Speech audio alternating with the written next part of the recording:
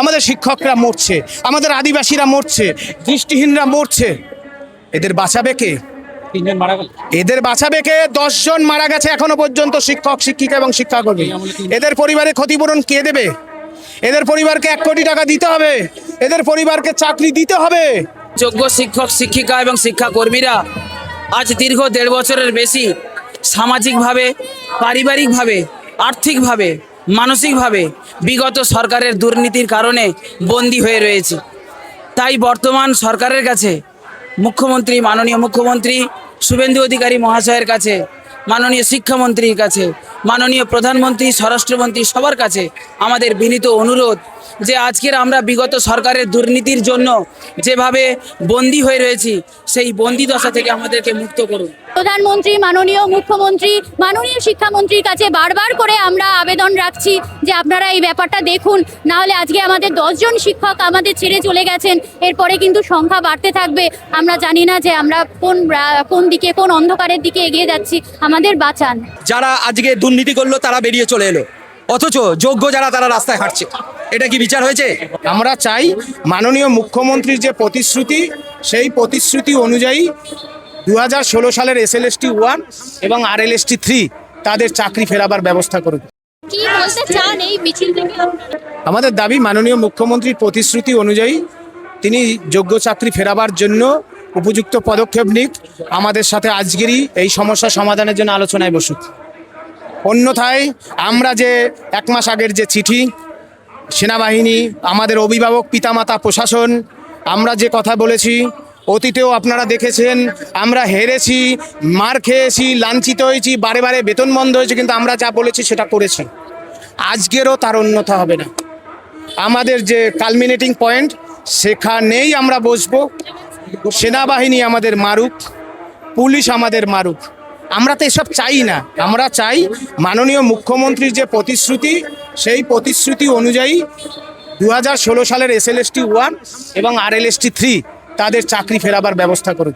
এই যে বারবার করে আপনাদেরকে এভাবে পথে নামতে হচ্ছে, মানে আগের সরকারের বেলাও আপনারা পথে নেমেছেন, আন্দোলন করেছেন, প্রতিবাদ মিছিল করেছেন, এবারের এই মুখ্যমন্ত্রীর কাছে তো একটা আশা ছিল, কতটা আশা রাখছেন? মাননীয় মুখ্যমন্ত্রীর সাথে জনতার দরবারে যখন দেখা করেছি, তিনি 2 মাস সময় চেয়েছিলেন আমাকে। তিনি বললেন আমাকে ফোন করে ডাকবেন, আমাদের ডাকবেন, ডাকেননি। আমরা 64 বার চিঠি দিয়েছি, ডাকেননি। ব্যক্তিগতভাবে হয়েছে, ডাকেননি। মাননীয় শিক্ষামন্ত্রীর সাথে বৈঠক করেছি, ডাকেননি। তা আমাদের আর 23 দিন সময়। আমাদের শিক্ষকরা মরছে, আমাদের আদিবাসীরা মরছে, দৃষ্টিহীনরা মরছে। এদের বাঁচাবে কে? এদের বাঁচাবে কে? 10 জন মারা গেছে এখনো পর্যন্ত, শিক্ষক, শিক্ষিকা এবং শিক্ষাকর্মী। এদের পরিবারে ক্ষতিপূরণ কে দেবে? এদের পরিবারকে 1 কোটি টাকা দিতে হবে, এদের পরিবারকে চাকরি দিতে হবে। এটা রাষ্ট্রবিরোধিতা নয়, সরকার বিরোধিতা নয়। যোগ্যদের যে কোনো মূল্যে চাকরি ফেরাতে হবে।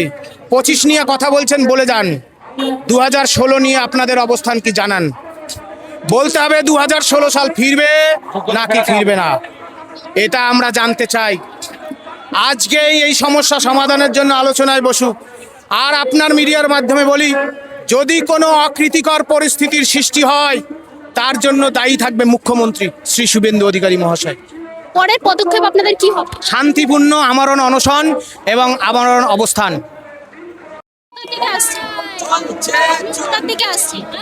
আমি চাকরি করি মুর্শিদাবাদ, আমার বাড়ি দক্ষিণ 24 পরগনা।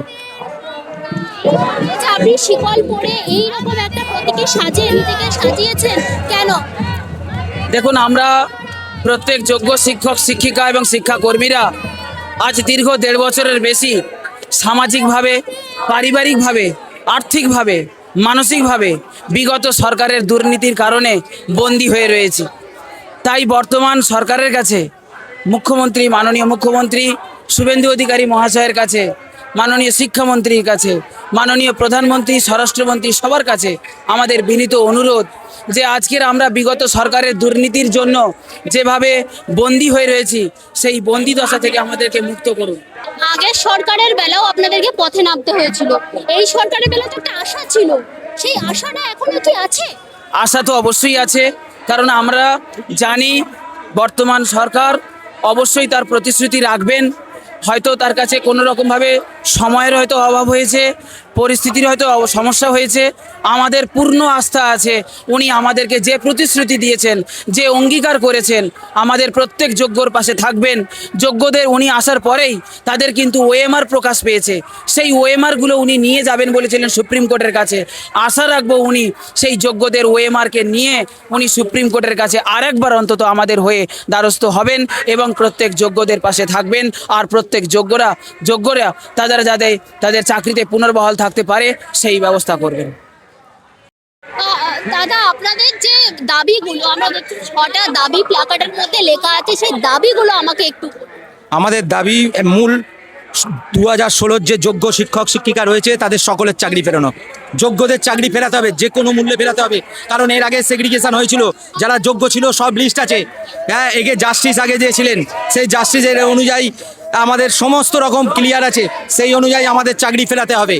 এবং চাকরি ফেরানোর প্রসেসও করলে এই সরকার যদি সেই লিস্ট নিয়ে দেয় তাহলে অবশ্যই আমাদের এই চাকরি ফিরে আসবে আমরা জানি। এবং মুখ্যমন্ত্রী বলেছিলেন এবং প্রধানমন্ত্রী মুখ্যমন্ত্রী সকলে কিন্তু জানেন সেটা। কতটা আশাবাদী আপনারা এই মন্ত্রীর কাছে?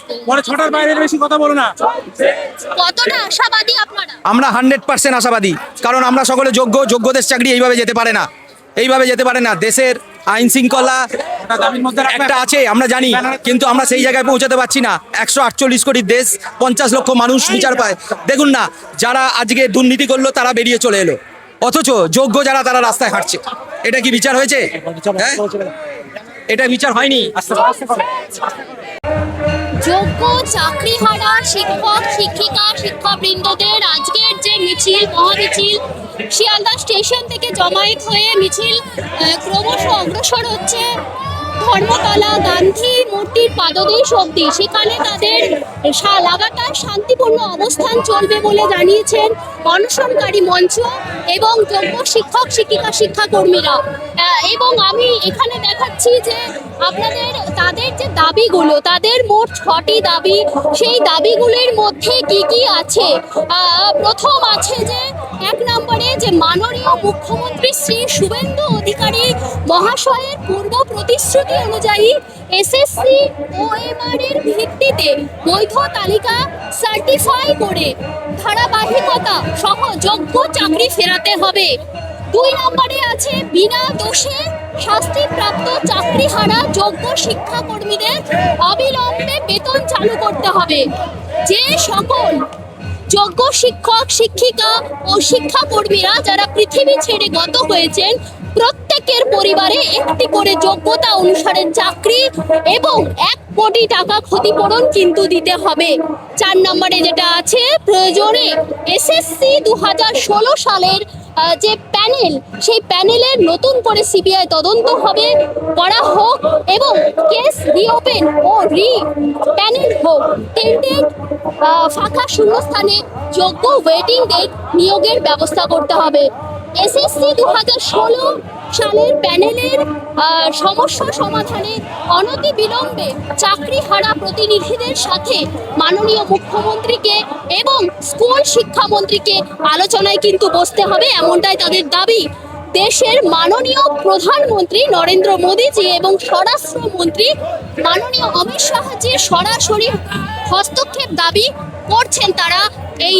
এই 6টা দাবি, তাদের লাগাতারই 6টা দাবি কিন্তু রাজ্য সরকারের কাছে আর্জি যে রাজ্য সরকারকে কিন্তু মুখ্যমন্ত্রী শুভেন্দু অধিকারীকে কিন্তু মানতে হবে, অন্যথা তারা আমরণ অনশনের প্রস্তাবও কিন্তু সিদ্ধান্তও কিন্তু নিতে চলেছে।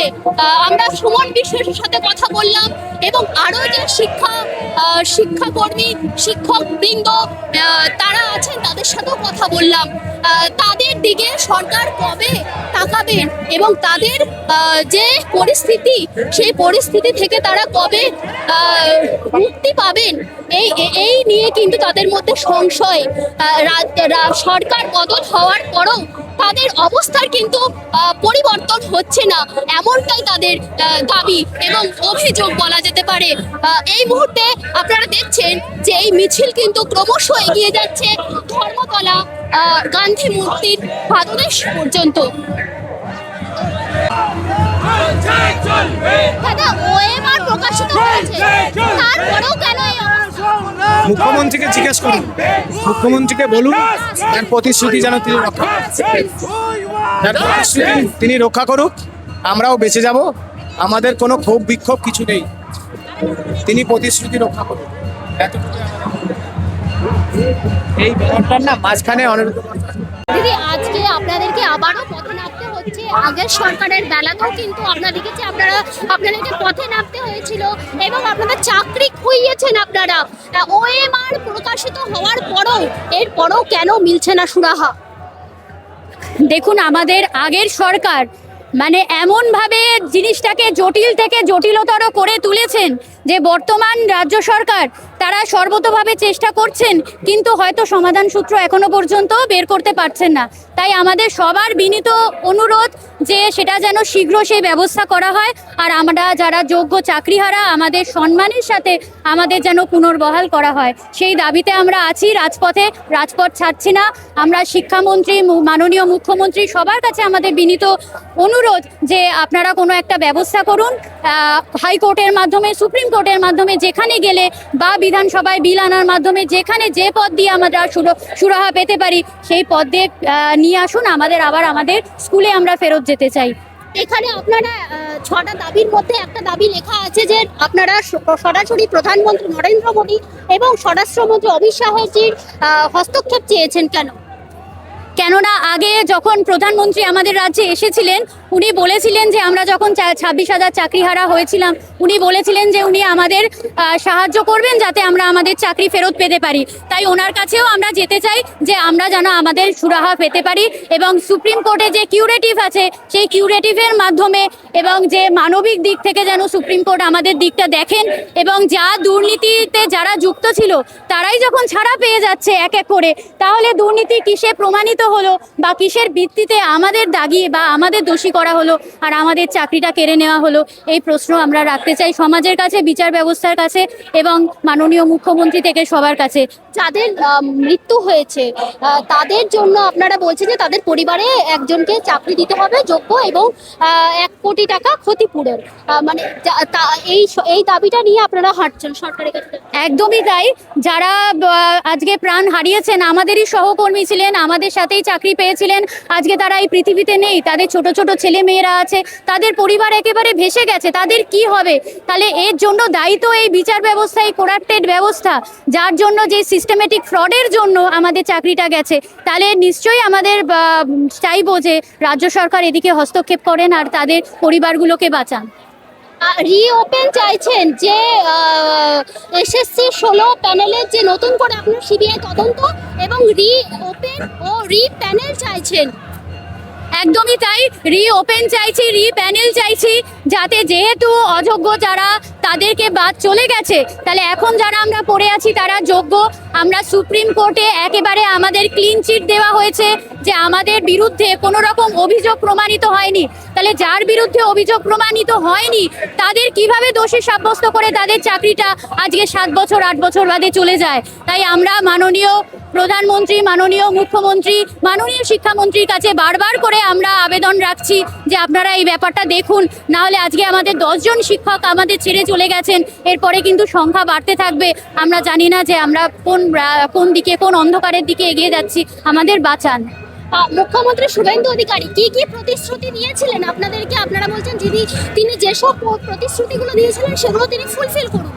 হ্যাঁ, তিনি প্রতিশ্রুতি দিয়েছিলেন তিনি যখন ক্ষমতায় আসবেন তখন আমাদের যোগ্যদের ওএমআর বার করবেন এবং দরকার হলে বিধানসভায় বিল পাস করবেন বা কিছু পদক্ষেপ করবেন।